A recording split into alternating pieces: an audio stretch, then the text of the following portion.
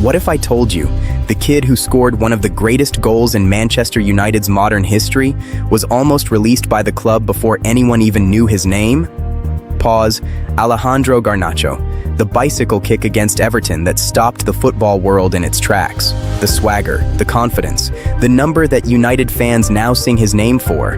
But here's what almost nobody talks about. Before any of that, there was a scrawny kid from Madrid who left everything behind. His home, his country, his entire support system, on a gamble that most families would never take. And at more than one point along the way, it almost didn't work out at all.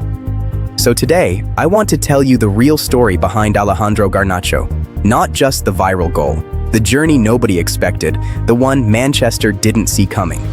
Pause. Stay with me, because by the end of this, you'll understand exactly what it took for this kid to make it. A childhood split between two worlds. Let's go back to the beginning. July 1st, 2004, in Madrid, Spain. That's where Alejandro Garnacho Ferreira was born. Now here's something that shaped him from day one. His mother is Argentine and his father is Spanish. Two footballing nations, two completely different footballing cultures, both running through his blood. Growing up, his household was filled with Argentine football culture. The passion, the flair, the street football mentality that Argentina is famous for producing. That mattered more than people realize. Because from a young age, Garnacho didn't just learn to play football the structured, tactical way that a lot of Spanish academies teach. He learned that Argentine street mentality too, where flair and confidence and taking risks on the ball are basically part of your identity. Pause. And that combination, technical Spanish foundations mixed with fearless Argentine swagger, is a huge part of why, later on, he'd become the kind of player who takes defenders on 1v1 without a second of hesitation. But before any of that could happen, his family had to make one of the hardest decisions a parent can make. The move that changed everything.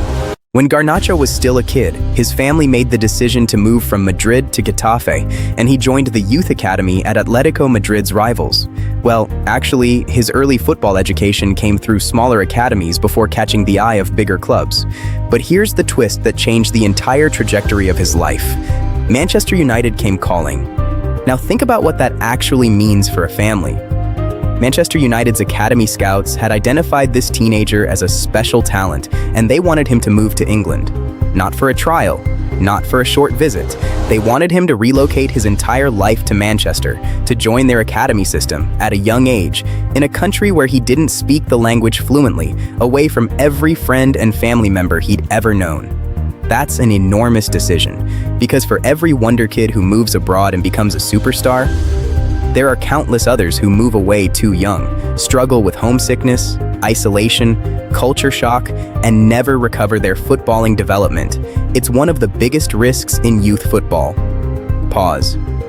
But Garnacho's family believed in him, and in 2020, at just 15 years old, Alejandro Garnacho packed up his life and moved to Manchester to join Manchester United's academy. 15 years old, in a new country. During one of the most disorienting periods in recent history, the middle of the COVID pandemic, when the entire world was locked down, isolated, and uncertain. Pause. Isolation, loneliness, and the long nights. Here's a part of Garnacho's story that barely gets talked about. What it was actually like being a 15-year-old, thousands of miles from home, living inside academy accommodation, arriving in England right as COVID restrictions were tightening across the country. No easy trips home to Madrid to see his mother. No casual weekends with childhood friends. Just training, schoolwork, and an empty room in a city where everything, the language, the food, the weather, the culture, felt completely foreign. Imagine being a teenager going through that kind of isolation at the exact age when most kids are leaning heavily on their friend groups and family for emotional support. That's the invisible cost of chasing a football dream at the highest level. Pause. But instead of letting that isolation break him, Garnacho used it. He threw himself into training even harder because, honestly, what else was there to do? Every long, lonely night became fuel. Every homesick moment became motivation to make the sacrifice worth something. And slowly, within United's academy, coaches started noticing something. This kid wasn't just talented, he had an attitude, a swagger, almost an arrogance in the best possible way that most academy players didn't have. He played like he belonged on the first team already, even as a teenager in the under-18s. But that same confidence would soon become controversial. The kid who talked too much. Here's something a lot of United fans remember, but casual football fans might not know. Garnacho developed a reputation early in his academy career for being a bit of a wild card, confident to the point of cockiness, vocal, not afraid to celebrate wildly, get into confrontations, or talk back. For some coaches, that kind of personality is a red flag. Academies are often looking for disciplined, quiet, coachable players who fit neatly into a system. Garnacho didn't always fit that mold. There were moments during his development where his attitude actually put his future at the club in question. Pause. Some within the club wondered whether his temperament would hold him back, whether that fire that made him exciting to watch would also make him difficult to manage, difficult to trust in high-pressure moments. But here's the twist. That same fire, that same fearless self-belief, is exactly what ended up separating him from hundreds of other academy prospects. Because in professional football, especially at a club under the intense scrutiny of Manchester United, timid players often get eaten alive by the pressure. Garnacho's confidence, as controversial as it seemed at times, became his greatest weapon. And soon, that self-belief was about to be tested on the biggest stage of his life. Breaking into the first team.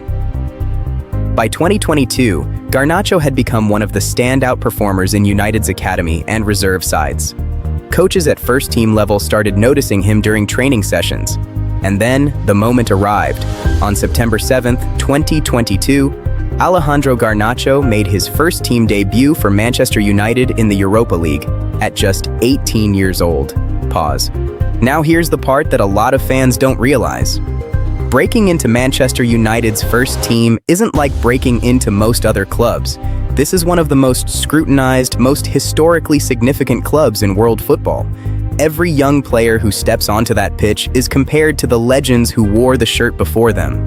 Cristiano Ronaldo, Ryan Giggs, David Beckham, players who all came through that exact academy system. That's the kind of pressure an 18-year-old inherits the second he steps onto Old Trafford's pitch. And for a kid who'd already sacrificed so much just to get this opportunity, failure wasn't really an option in his mind. But what happened over the following months surprised absolutely everyone.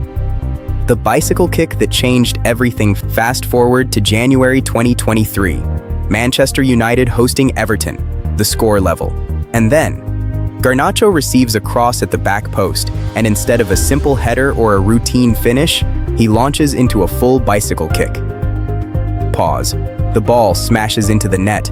Old Trafford erupts, and within hours, that goal was everywhere. Every major football account, every highlight show, every sports news outlet on the planet was replaying it. Some pundits immediately called it one of the greatest goals in Premier League history. Overnight, Alejandro Garnacho went from a promising academy graduate to a global name. A teenager who, barely 3 years earlier, had been a homesick 15-year-old adjusting to a new country during a pandemic lockdown, was now trending worldwide. That goal ended up winning the Puskas Award, the official prize for the best goal scored anywhere in the world that year. Think about that. Out of every single goal scored across every league on the planet, his was chosen as the best. Pause. But here's the part of the story that a lot of people miss. That single moment of magic also changed the expectations placed on him forever. From that night onward, every performance would be measured against that bicycle kick. Every quiet game would bring questions about whether he was fading. That's an enormous weight to carry, especially this early in a career. The criticism that followed the fame. Here's something that doesn't get talked about enough when people discuss Garnacho's rise. Fame this fast comes with brutal scrutiny. As Garnacho's profile grew, so did the criticism. Pundits and fans debated his decision-making, his end product, whether his flashy style translated into consistent end-game contributions like goals and assists at the level Manchester United needed. Every dip in form was magnified, every mistake became a headline, and then there was the criticism around his personality again. His celebrations, his social media presence, moments of friction with teammates and opposition players. For a young player still figuring out who he is, dealing with that level of public judgment week after week is exhausting. Pause. Imagine being 19, 20 years old, and having thousands of strangers online dissecting your every touch, your every celebration, your every interview. Debating publicly whether you're a bust or a superstar in the making. That kind of noise would break a lot of players mentally. But instead of shrinking from the criticism, Garnacho kept doing what he'd always done since those early academy days. Playing with total fearlessness, refusing to let outside noise change who he was on the pitch. Representing Argentina. A new chapter. Here's a twist in Garnacho's story that a lot of fans found fascinating. Despite being born and developing in Spain and playing his club football in England, Garnacho chose to represent Argentina internationally, honoring his mother's heritage and that Argentine football culture that shaped so much of his identity growing up. Making his debut for the Argentine national team, following in the footsteps of legends from that footballing nation, added an entirely new layer of pride and pressure to his career. Argentina isn't just any footballing country. It's one of the most passionate, most demanding fan bases on the planet, especially after their recent World Cup triumph. Wearing that shirt meant stepping into an entirely new set of expectations. It meant representing not just himself, not just Manchester United, but his mother's homeland and the identity that shaped so much of his personality on the pitch. Pause. For a young player who'd already navigated so much, the move away from home, the isolation, the academy pressure, the global fame after one iconic goal, adding international duty for a football-obsessed nation like Argentina was yet another enormous responsibility to carry. The ongoing battle for consistency. So where does that leave Garnacho today? Still very much in the middle of his story. Manchester United as a club has been through turbulent years. Managerial changes, inconsistent form, immense pressure from a fan base desperate to return to the club's glory days. And within that chaos, young players like Garnacho are asked to be both the present and the future all at once.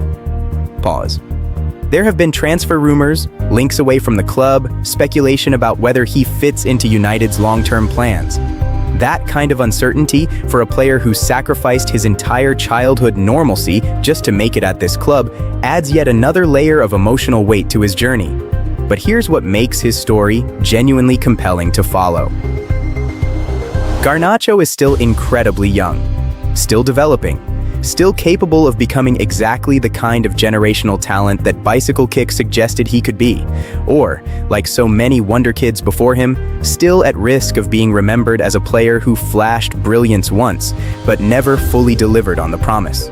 Which direction his career goes, that story is still being written, match by match. What this story really means. So why does Alejandro Garnacho's journey matter beyond the highlight reels? Because it's a reminder of just how much invisible sacrifice goes into every overnight sensation we see in football.